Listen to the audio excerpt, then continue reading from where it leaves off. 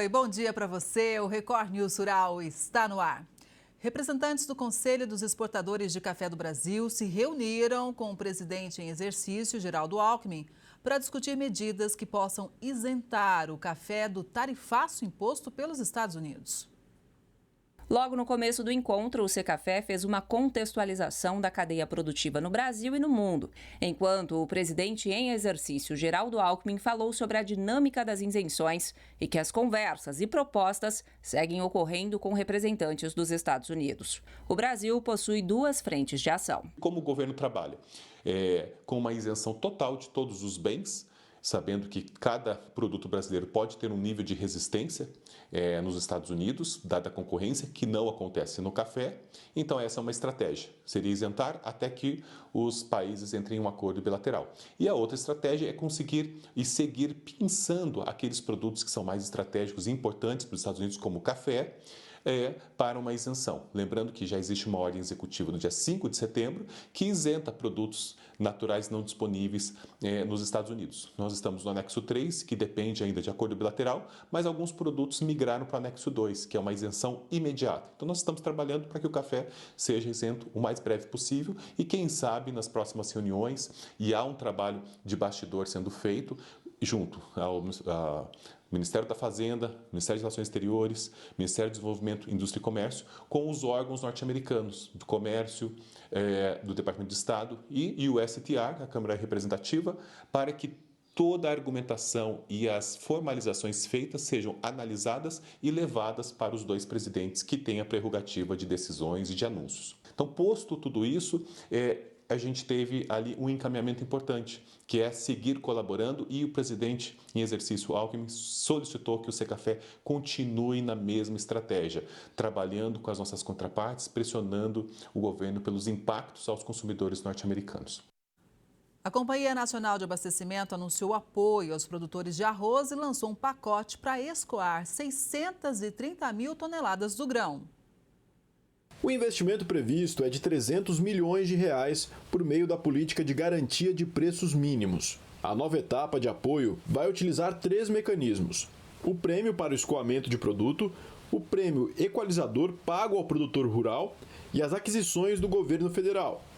Esses instrumentos são aplicados quando o preço de mercado fica abaixo do valor mínimo fixado pelo governo. No Rio Grande do Sul, principal estado produtor, o valor pago ao agricultor está em torno de R$ 58,00 a saca de 50 quilos, enquanto o preço mínimo é de R$ 63,64. As operações do prêmio para escoamento de produto e prêmio equalizador pago ao produtor rural devem movimentar aproximadamente 500 mil toneladas. No primeiro, a Conab concede subvenção a indústrias e comerciantes que comprarem arroz de produtores ou cooperativas pelo preço mínimo, com destino para fora da região sul. O segundo pagamento é feito diretamente ao produtor que comprovar a venda e o escoamento do arroz por um valor equivalente ao preço mínimo. O investimento previsto para esses mecanismos é de cerca de 100 milhões de reais. Já o programa de aquisições do governo federal vai permitir a compra até 130 mil toneladas de arroz para a formação de estoques públicos, com aporte estimado em 200 milhões de reais. O início dos leilões está previsto para até 15 dias. O programa de uma agroindústria em Mato Grosso do Sul foi selecionado para ser apresentado na COP30 em Belém. A iniciativa foi escolhida entre 149 projetos que reúnem experiências de economia circular e inovação industrial na América do Sul.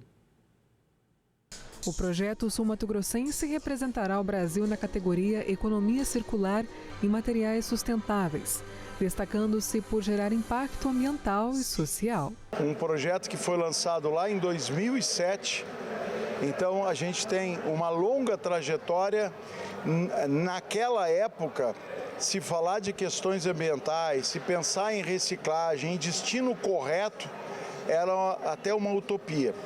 Então, para nós, é uma honra representar Mato Grosso do Sul, um estado tão pujante, com tantas empresas vanguardistas, nós estarmos nesse cenário fazendo uma coisa que é extremamente relevante. O programa Ciclos proporcionou ao Grupo Real o selo de primeira agroindústria do Estado, certificada pelo programa ESG-FIEMES. O projeto ampliou a coleta e destinação correta de resíduos, envolvendo colaboradores, comunidades e fornecedores. Dentre milhares de outros cases de 67 países, foi aprovado entre os 400 cases para que fosse publicado na COP. Então, está virando uma grande referência nacional e agora internacional com a apresentação desse case na COP. E para nós é motivo de muito orgulho, porque a FIEMES fez todo esse trabalho de conseguir lapidá-la para que ela pudesse ser certificada. Com o reconhecimento internacional, a Real H leva para a COP30 a experiência de um Mato Grosso do Sul que alia a inovação com sustentabilidade e mostra que a pecuária pode sim ser mais verde.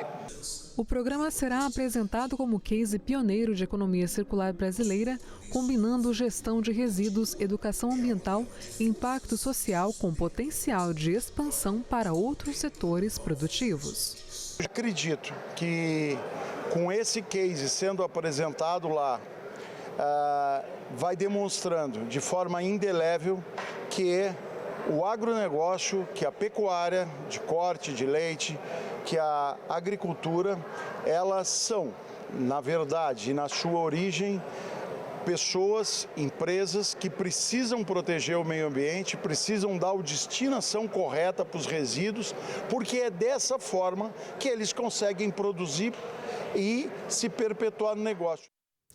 Os preços do boi gordo seguem firmes em todas as regiões, acompanhadas pelo CPEA. Veja. As escalas de abate estão ligeiramente mais curtas que na semana passada. Os frigoríficos elevam os valores quando precisam intensificar as compras e mantêm as cotações nos dias seguintes. As novas altas são administradas conforme a necessidade de recompor as escalas. Em São Paulo, os negócios ocorrem principalmente entre R$ 310 e R$ 315 por arroba. Ainda assim, os pecuaristas resistem e pedem valores acima de R$ 320. No atacado da Grande São Paulo, os preços da carne também mostram reajustes positivos ao longo de outubro. Mesmo com a redução típica nas vendas do varejo, o mercado se mantém aquecido. A oferta limitada de carne dos frigoríficos aos atacadistas sustenta as cotações em patamares firmes. O cenário reforça o equilíbrio entre a demanda e a disponibilidade de produto neste final de mês. Já o poder de compra do suinocultor paulista enfraqueceu em outubro frente ao milho e ao farelo de soja. Os pesquisadores do CPEA apontam que o suíno vivo se desvalorizou, reflexo da demanda enfraquecida no mercado interno. Enquanto isso, o milho registrou leve alta nos preços, pressionando a relação de troca para o produtor. O farelo de soja também caiu, mas em ritmo menor que o observado para o suíno vivo. Mesmo com a perda de poder de compra em relação ao milho, o desempenho de outubro segue acima da média histórica iniciada em 2004, destaca o CPEA. Esse mês foi comemorado o Dia Internacional da Mulher Rural. O papel feminino no campo tem se destacado ao longo dos anos e conquistado cada vez mais protagonismo. Numa fazenda no Distrito Federal, o conhecimento da proprietária e o desenvolvimento da lavoura cresceram lado a lado. Quando chegamos, avistamos a imensidão do cafezal. Mais de 40 hectares, 350 mil pés de catuai amarelo, uma variedade do café arábica. Quem cuida do cultivo é a Núcia, que assumiu a gestão do negócio em 2018. Nossa fazenda ela foi adquirida em 2014. Já havia essa plantação aqui que você está conhecendo, ela tinha uns 8 meses de idade. E nós começamos a aprender com esse café aqui. Ninguém sabia, eu muito menos, né? Ninguém sabia, nem meu marido, ninguém sabia trabalhar. E a gente começou então a investir, estudar, nos aprimorar. O café ele tem uma especificidade e precisava de alguém que estivesse à frente só do café. Então ele assumiu a outra parte dos grãos e eu fiquei administrando a parte do cafezal e a indústria também, a produção, colocar esse café no mercado, trabalhar com a exportação. Então toda essa cadeia produtiva é minha responsabilidade. A produção do café especial cresceu, os negócios também. Atualmente são cerca de 60 sacas por hectare. Todo o beneficiamento é feito na propriedade. Daqui os grãos já saem embalados para o consumidor final. O planejamento agora é exportar o café como marca. A produtora conta que, para chegar a este patamar, alguns desafios foram enfrentados. Foi muito difícil porque meu marido sempre esteve à frente das produções. E me fazer valer, fazer minha opinião valer, não só fora, mas como aqui também na empresa, você não tem nenhum conhecimento. Mas eu tive que mostrar que eu tinha sim, que eu estava em busca desse conhecimento e hoje eu sou reconhecida. Aqui na área rural de Planaltina, quem comanda a produção é a Francinete, que hoje ela tem 4.000 pés de tomate italiano e faz rotação de cultura com pepino japonês. Francinete, há quanto tempo você está aqui na região? Há 8 anos. 8 anos. Você veio de onde? Eu vim de Aldeias Altas, no Maranhão. E o que te fez vir para a área rural? E me identificar com algo que eu gosto muito de fazer, que é a plantação, plantar. Francinete cuida de tudo com cuidado e carinho. Ela produz, organiza as vendas, faz a gestão da propriedade. Pega orientação, que fala o que vai fazer, isso hoje tem que fazer assim, amanhã tem que fazer assim, então, mais mesmo é eu que tomo a frente. A mulher parece que ela tem mais fé do que o homem, aí a gente tem que estar sempre ali dando aquele choque, dizendo vamos, que nós vamos conseguir. E aqui estamos, já conseguimos, já tem 8 anos, né, que a gente está plantando e até agora só tem dado muito resultado. Elas realmente fazem a diferença. A cada ano tem crescido a participação feminina no agrolocal. Segundo a Emater, hoje estão registradas cerca de 9.500 produtoras rurais, o que representa 43% da força de trabalho no campo. Hoje elas estão trabalhando com hortaliças, com flores, com frutas, elas estão criando animais. As mulheres hoje elas estão firmes nessa luta, né, para conseguirem produzir e fazer com que esse produto chegue ao mercado. As mulheres têm sido cada vez mais protagonistas no campo, contribuindo para a produção sustentável de alimentos e para o desenvolvimento das comunidades rurais. E tudo isso é feito com muita dedicação e amor. Hoje no DF, se você verificar, as propriedades cafeeiras, elas são dominadas por mulheres. Pois quando você faz aquilo que você gosta, você se sente realizada. E aqui foi onde eu mesmo me realizei, foi aqui. E cada vez mais as mulheres assumem as propriedades no campo. É hora de saber como fica o tempo em todo o Brasil nesta sexta-feira. Confira a previsão.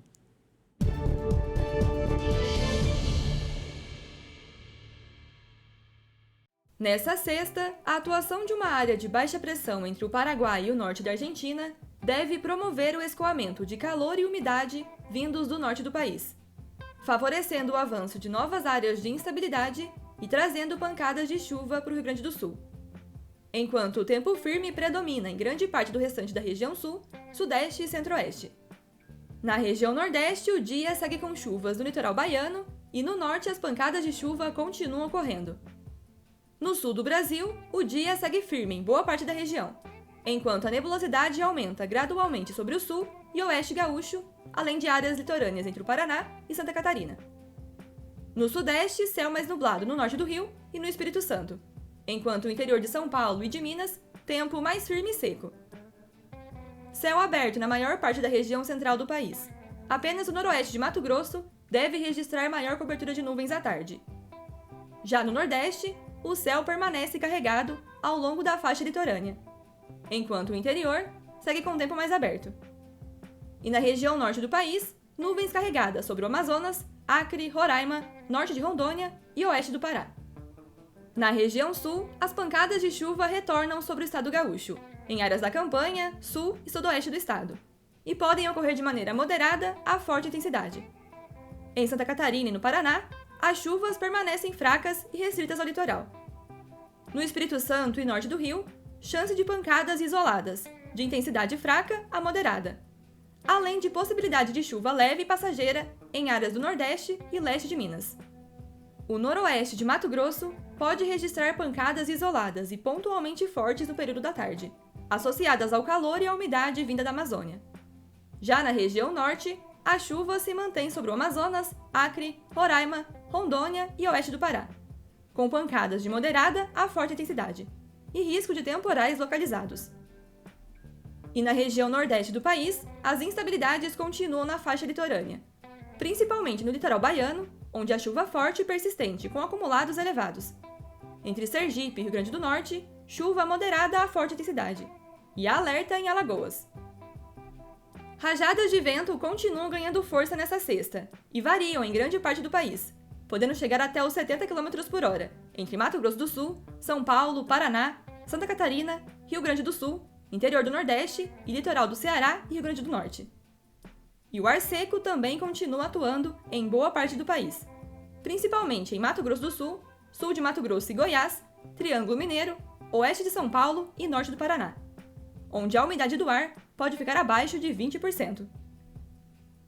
Já em relação às temperaturas para essa sexta, máximas de 32 graus em Porto Alegre e em Goiânia, 28 em São Paulo, 27 em BH e em Vitória, 29 no Rio, 33 em Cuiabá e 35 graus em Campo Grande. Mesmo com o tarifaço dos Estados Unidos, o terceiro trimestre de 2025 reafirmou a força da fruticultura nacional.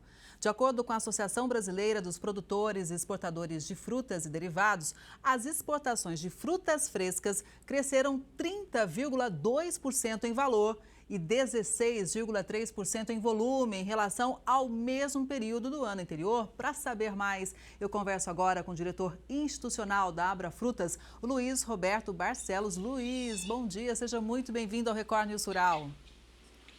Bom dia, Kelly. Bom dia aos nossos ouvintes. Obrigado mais uma vez por estar aqui participando desse programa tão maravilhoso e falando um pouquinho da fruticultura que deve estar no café da manhã de muita gente. Ah, com certeza. Tenho certeza disso. Olha, dessa vez a entrevista é num tom de alívio, porque quando houve o anúncio do tarifaço, aconteceu toda aquela preocupação em relação a várias frutas, principalmente em relação à manga. Mas antes da gente falar o que aconteceu com cada fruta, a que se deve esse resultado tão positivo, tão expressivo? Realmente é uma boa notícia, né? O setor tem que comemorar esse aumento significativo no terceiro trimestre. Normalmente, o segundo semestre, ou seja, os 2 últimos trimestres do ano, é quando a gente realmente exporta mais, principalmente a manga, a uva do Vale de São Francisco e o melão e a melancia da região de Mossoró, do Rio Grande do Norte. Então, apesar do tarifaço, a manga continuou sendo embarcada para os Estados Unidos, inclusive em volumes maiores, para uma surpresa geral. Isso significa que existia ainda uma margem da distribuição lá nos Estados Unidos que devia estar ficando com os distribuidores, importadores, e que agora tiveram que ser achatados, né, esses ganhos em prol da tarifa de importação. Mas a notícia boa é essa, realmente, eles continuam comprando, a manga brasileira continua na mesa do norte-americano, por ser um produto muito saboroso, muito saudável, então é muito bom isso. Mas outras frutas também marcaram uma expressiva exportação no aumento desse trimestre, que é o caso da melancia, que nós estamos vendo aí que praticamente dobrou, foi quase 100% de aumento das exportações, e o melão que aumentou 47%. Então, assim, essas frutas realmente tiveram um peso muito grande.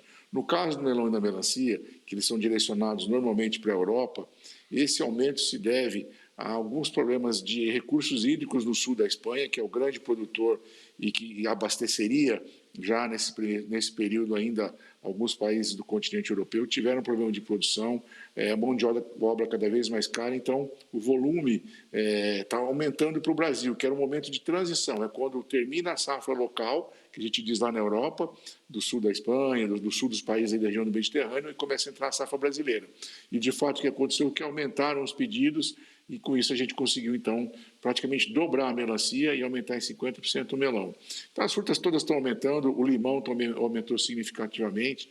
Então, assim, a gente só tem que comemorar, porque isso significa mais mão de obra gerada no campo, mais divisas para o país e mais alimento saudável na mesa do consumidor. Então, realmente, a gente está mais aliviado do que da última vez que tivemos aqui, quando a tensão era muito grande, principalmente por causa do tarifaço norte-americano. A gente colocou o limão aí, não foi à toa, porque também tem resultado bem expressivo em relação ao limão, né?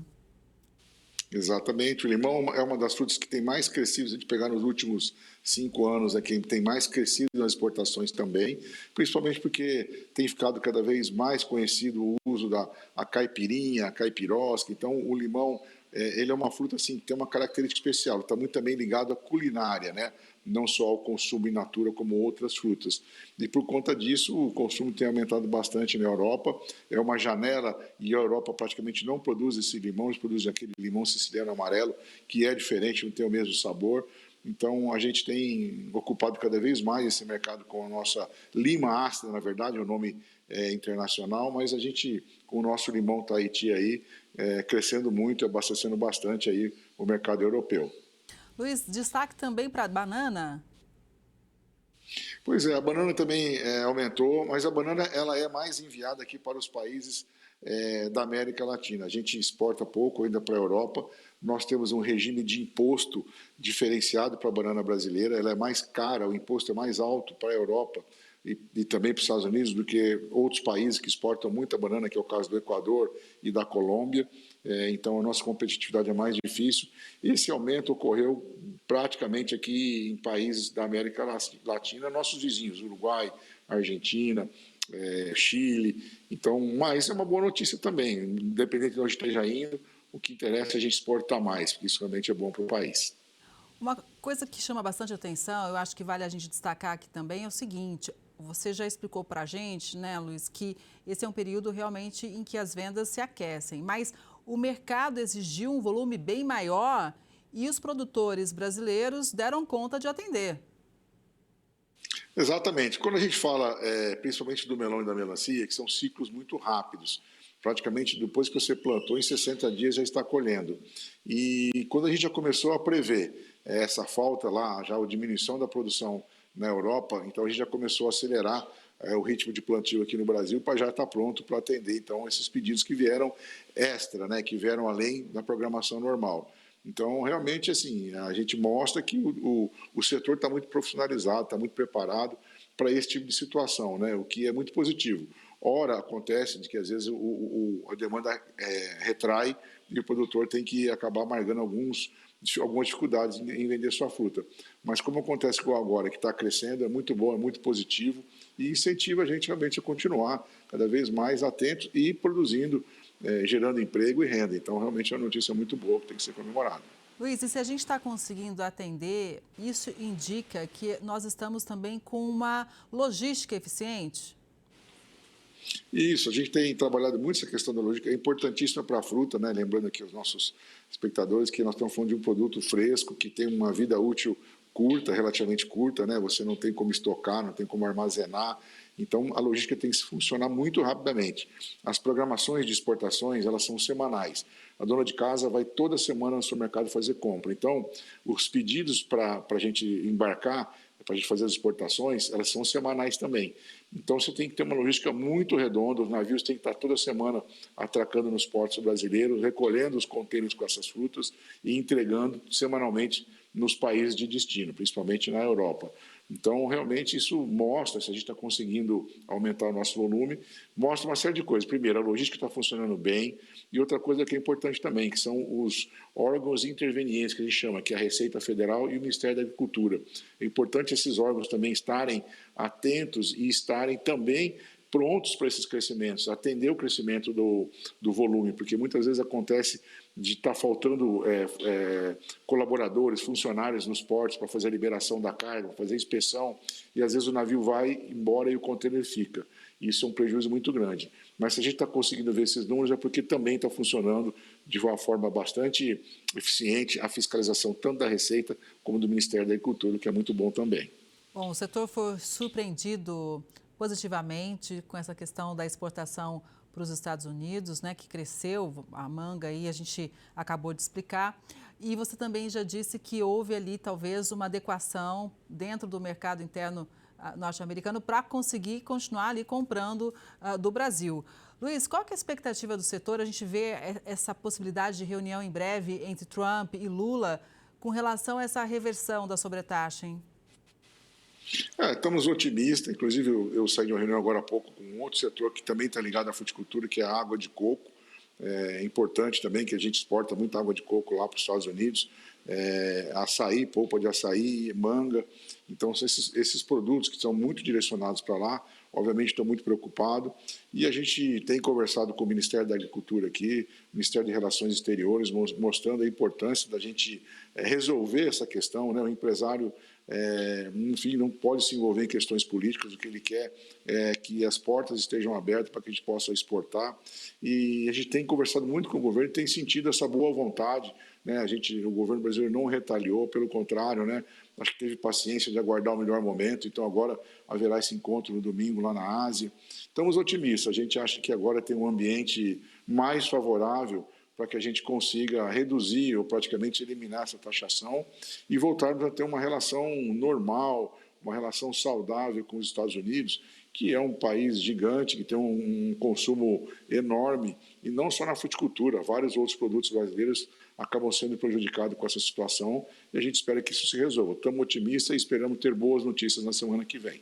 A gente também, com certeza, estamos acompanhando de perto, viu? Agora, obviamente, o mercado norte-americano é muito importante, todo o mercado europeu também, os mercados regionais, como você já citou, mas eu sei que a Abrafrutas trabalha para abertura de mercados, marcando presença em feiras internacionais. Isso também é algo muito estratégico. Isso, nós temos uma parceria com a Apex, né, que é a Agência de Promoção às Exportações, e realmente essa semana mesmo tivemos em Buenos Aires, tentando já lá, junto com a Embaixada Brasileira, aumentar as exportações para a Argentina, que é um país aqui do lado, tem uma logística muito tranquila, não precisa de navio nem nada. Participamos recentemente, no mês passado, de uma grande feira em Madrid, a Fruit Attraction. Já estamos nos preparando para a maior feira do mundo de frutas que ocorre em Berlim, em fevereiro.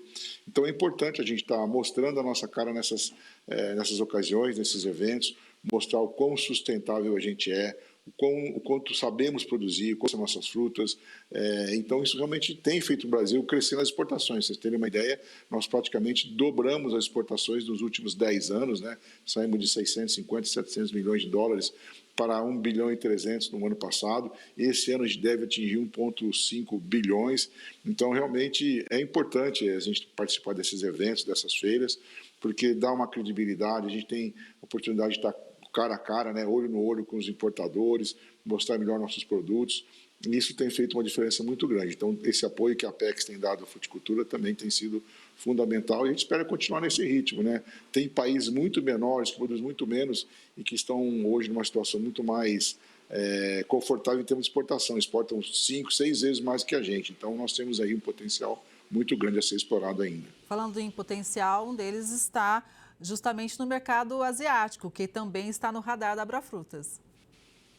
Isso, a Ásia, o Sudeste Asiático, concentra a maior população classe média do mundo, ou seja, uma situação de poder de compra muito bom, e tem o hábito cultural de consumir bastante fruta. Então, por isso nós estamos focando muito nessa região, abertura desses mercados.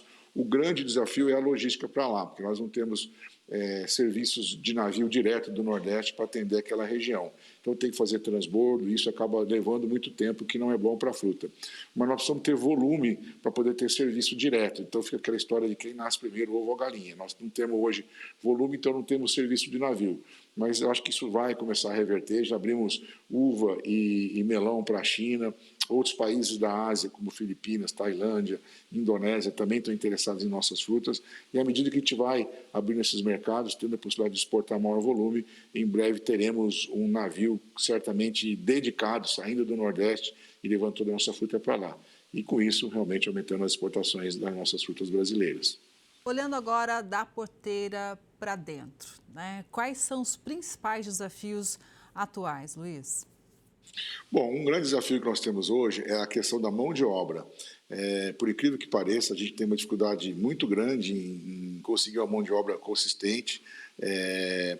Assim, a gente sente que esses programas aí assistencialistas têm distorcido um pouco a função de ajudar a pessoa no momento de desemprego e praticamente tem virado uma fonte de renda. Então, as pessoas acabam não querendo ir trabalhar ou querem ir trabalhar sem o registro para não perder o benefício.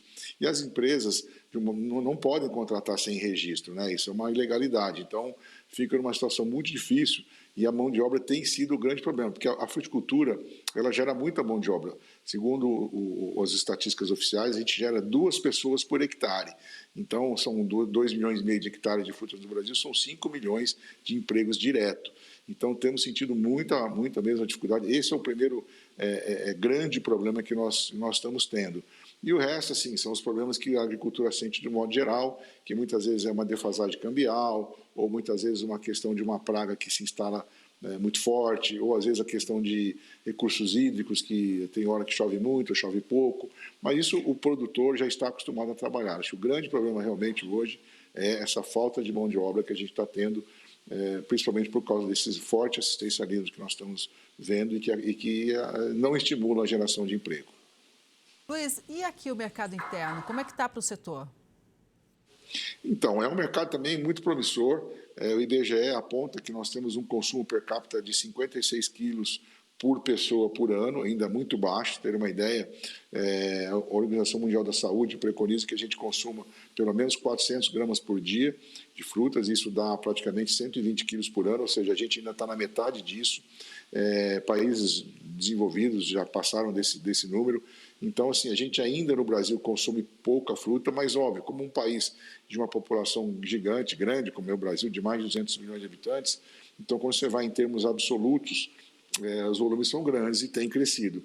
Mas a gente ainda gostaria que houvesse um consumo muito maior.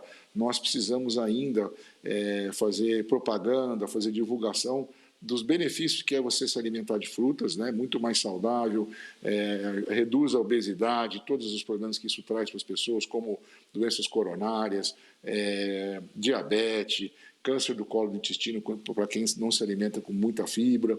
Então, a fruticultura tem todo esse papel importante, né? Além de ser um alimento saboroso, de ser muito saudável.